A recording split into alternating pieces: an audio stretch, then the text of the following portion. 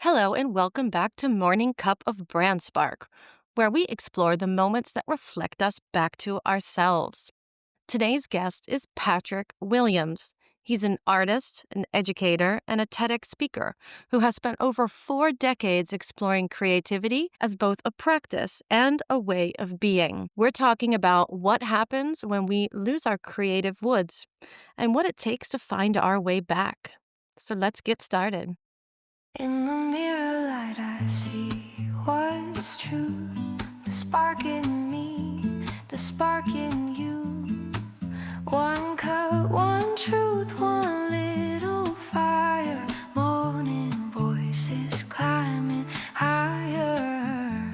So grab your cup, let's spark it up.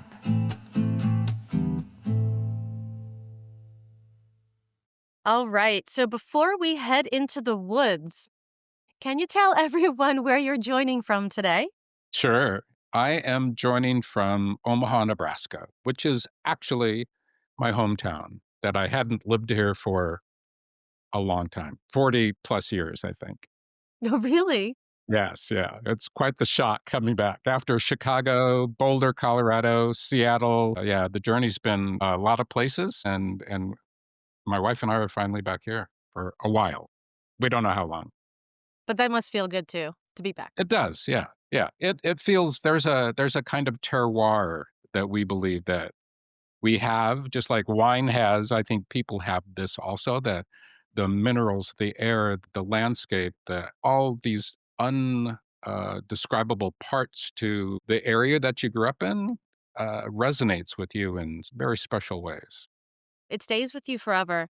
It I come does. from growing up in Maryland, in the middle of the woods, in the middle of nowhere, to moving here to the flat Netherlands. But I will always have this pull to the mountains. I will Mm, always have the pull to the country. I think it will just forever be in my bones for that exact reason. So you're totally right. Completely agree with you. absolutely.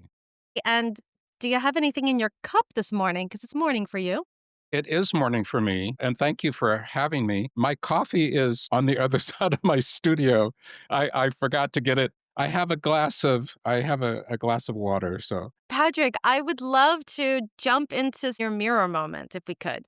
So, your TEDx talk begins with a phrase that actually sort of stopped me in my tracks. mm, And it just really resonated with me, and it was the loss of my woods. Can you take us back to that moment? What was really happening for you when you realized that something had gone missing? What was that? What did that mean?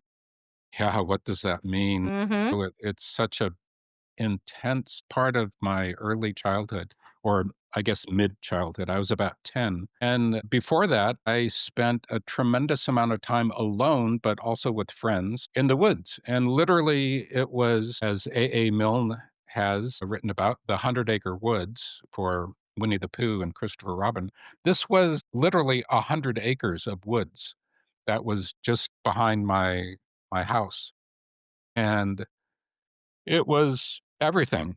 It was, a playground, it was a solitude that I could escape to, that was out of the home, which was, uh, a bit of a chaotic mess in a way, both, visually and emotionally. With my father was an alcoholic, and so it was my refuge, and nature was really my first teacher.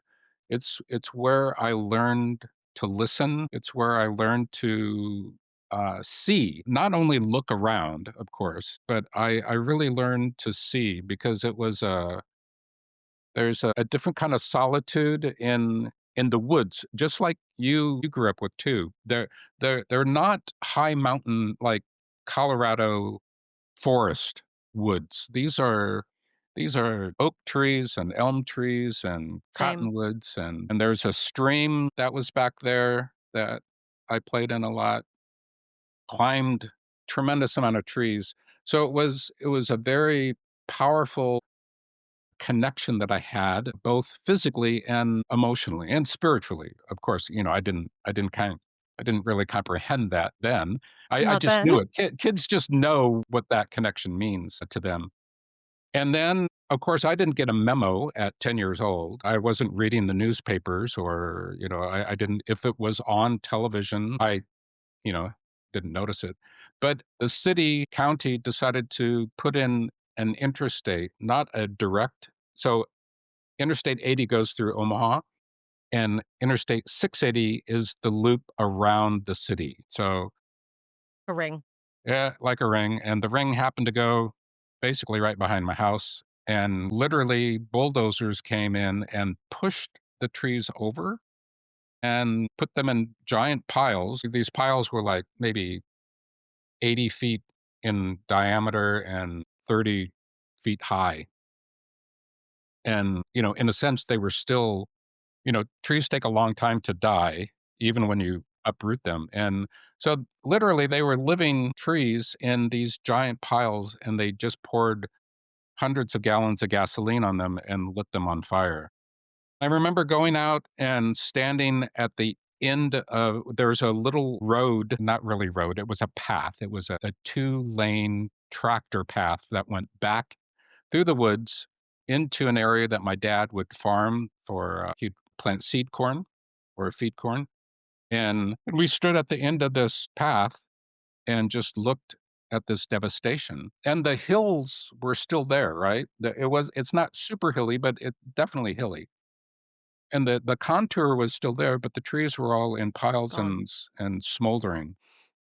And I remember my mom, my sister, and she had a little one then. He was only 2, and we stood there and cried. And then the evolution of being that young, of course, that whole area became a new kind of playground that obviously wasn't it couldn't replace the old one, but it turned into our area to do mess around in and play. But that scar has always been there. I have all these little tiny trees in our yard that I can't bear to cut down, but I save them and give them away. I uproot them, put them in a pot and give them to people. And our yard really isn't designed to have a little forest in it, but I have that because I can't bear to take down little trees. Yeah, And of course, as a child, we learn everything as a child is creative, right?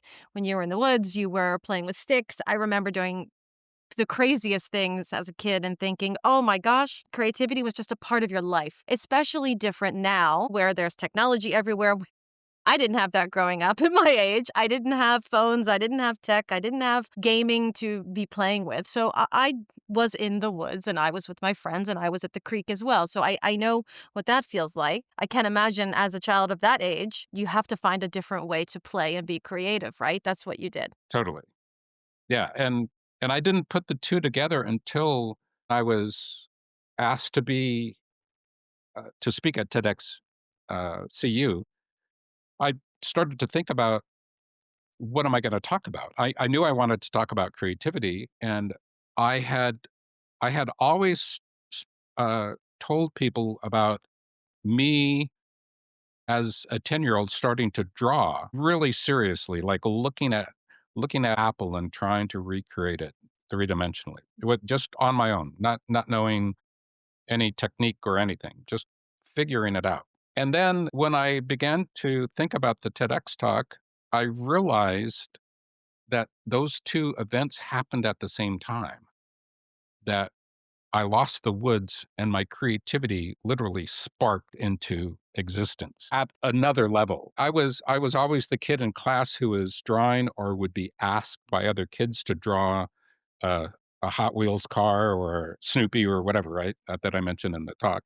So that was going on, but I wasn't really in some ways taking it seriously. Most, kids usually don't do that. I think the trauma and the shock was so big in my system, and I was already living in a sort of neglectful, traumatic home situation that I think for some reason, it was a blessing that I picked up a pencil and just started diligently working and teaching myself.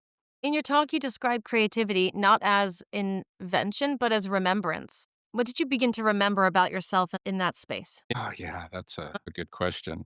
I feel very deeply about it, and part of it is because it comes from like I said earlier, my first teacher within the creative is nature. And I believe that we all have a remembrance when we're in nature or thinking of nature that connects us directly to the creative. And that's basically my word for whenever any of us tune into that space of thinking, I want to be creative or I want to figure something out, then we enter this non-physical realm that I call the creative. That is, we don't actually enter it. We're in it all the time, just like children. We're children are in it. That's all they know. They're creative in a millisecond. As adults, we lose that. We Right. start to judge ourselves. I always felt that as well. You're allowed to be creative when you're a child, and it's normal. You play. That's normal. You make believe. But as adults, ooh, you can't be creative, or Hmm. you're either an artist or you're not creative. That's something changes It later in life, yeah, and that's not right, actually. it's not right. I've been working on a treatise, so to speak, of called The Philosophy of Creativity. And in it I describe how creativity gets pushed into a closet in people's basement that they just don't open up anymore. So I call that creative colonization. Then there's creative collapse, the creative void, and creative metamorphosis. So that's a giant series of Yeah, it is. podcasts. Yeah, and I talk about this in a lot of podcasts that I do. But for here right now, people they misplace their creativity. So they get so busy as 8-year-olds now that they literally don't have any time for being bored and doing something with sticks. Just think of all the things that you and I invented when we were children with a stick out Crazy, in the right? woods. Yeah, it's crazy. Yeah. It's all you have, you don't yeah, so Now you put on a headset and you're in the woods. It's VR yeah, now. yeah, Now it's a different environment. It's yeah, completely different. So I think totally. your message that you bring about creativity is also so important that we start bringing this more into our lives and into our kids' lives actually, and making Super sure that we're important. raising people around us who understand that creativity isn't just a one-off thing. Every one of us has it, and creativity is so more broad than just being able to paint a beautiful painting or to draw. I can't draw at all, but I'm an extremely creative person. That's my work. Absolutely.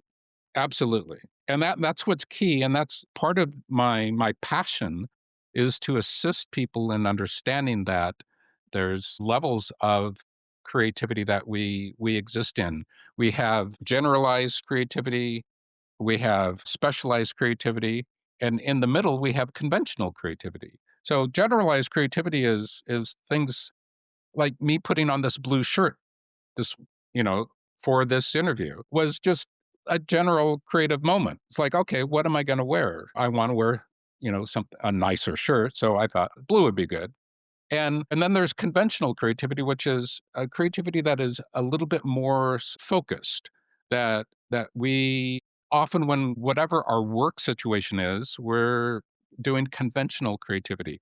Then there's this space of where conventional starts to become specialized. And specialized is often the arts, but it's also in business. It's also in what you're doing. You're specialized in your focus of what you're doing. So the misconception that I run into, as you described and noted, is that people, if they're not a painter, if they're not a musician, if they're not a dancer, if they're not an architect, they're not creative. And that's completely ridiculous. And another convention that is difficult to deal with is right after somebody might say, I do want to draw, they'll give up and say, well, I can't draw like Michelangelo. I can't. Yeah, It's not good enough. yeah, That yeah. self-judgment is the So it's worst. intense. It's intense. But with the right teacher, when you start to do something in the specialized level, which is my domain, you begin to realize that I have a drawing that I'm working on, or I'm having a sketch. I have tons and tons of sketches of the piece behind me, little thumbnails, and they look nothing like what is there. But we have to go through these processes The iterations. Yes, and get used to letting them go. So when people are confronted with any kind of creativity, they often limit themselves because it's not perfect the first time. And you know what? Nobody ever is that. You're totally right. And that is that idea that the mastery of expertise Mm, gets in the way of everything. It gets in yeah, the way of your creative self.